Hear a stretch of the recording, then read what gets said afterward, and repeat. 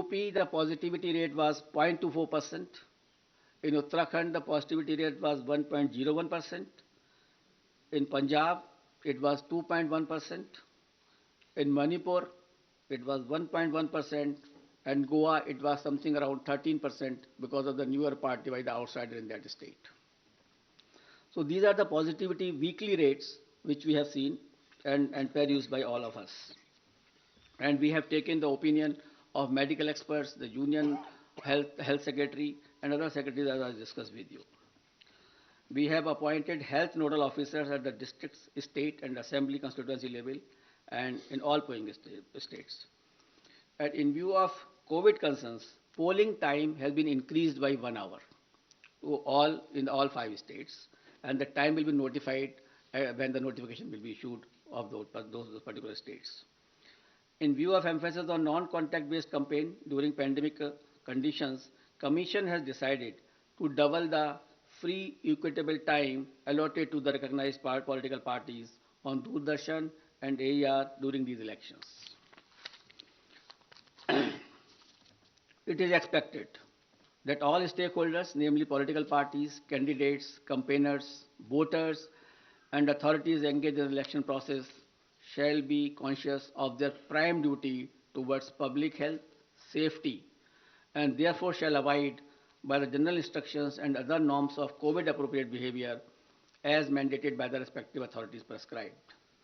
Further, political parties and candidates are advised to conduct their campaign as much as possible through digital, virtual media platforms, mobile-based mode instead of physical mode, ensuring strict compliance of COVID safety norms. And keeping it in mind, the expenditure limit of the candidates have already been increased from 28 to 40 lakh. A detailed guidelines are being issued and which will be given to all of you regarding the COVID guidelines 2022 as to how the political parties, how the election officials, how the EVM persons will be dealt with and will be dealing with the COVID appropriate behavior. But the main point I would like to share with you, the Commission has decided that no roadshow, padyatra, cycle, bike vehicle rally and procession shall be allowed till 15th January 2022. Commission shall subsequently review the situation and issue further instructions accordingly. So up to 15th of January, because the situation is dynamic, it is not static. No road show, no padyatra, no cycle, bike or vehicle rally and any procession. Similarly, no physical rally of political parties or probable candidates or any other group related to election shall be allowed till 15th January. Commission shall subsequently review the situation, considering the situation of the pandemic, and issue further instructions accordingly.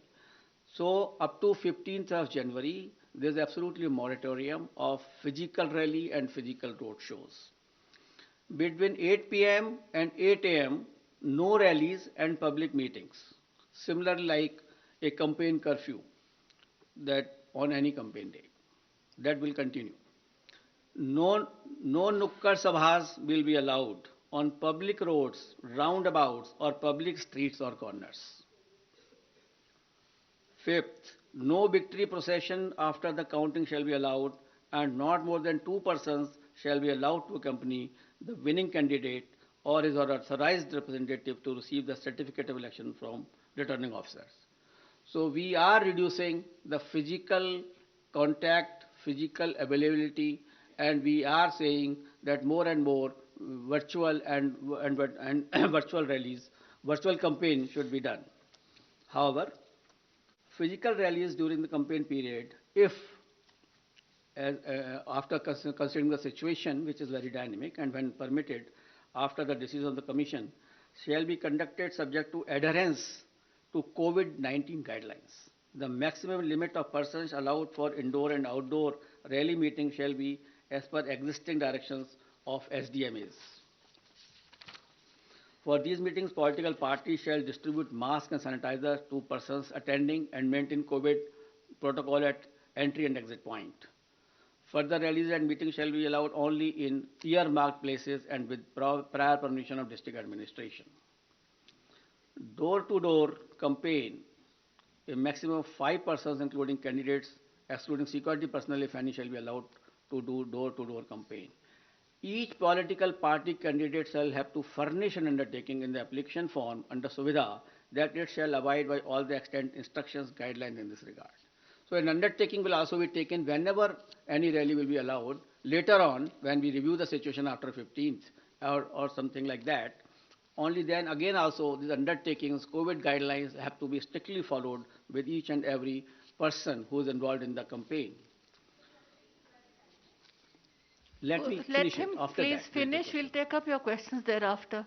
Non-compliance of instruction. Anybody violating the instructions on COVID measures will be liable to proceed against as per the provisions of the Disaster Management Act, besides legal action under IPC and other legal provisions as applicable.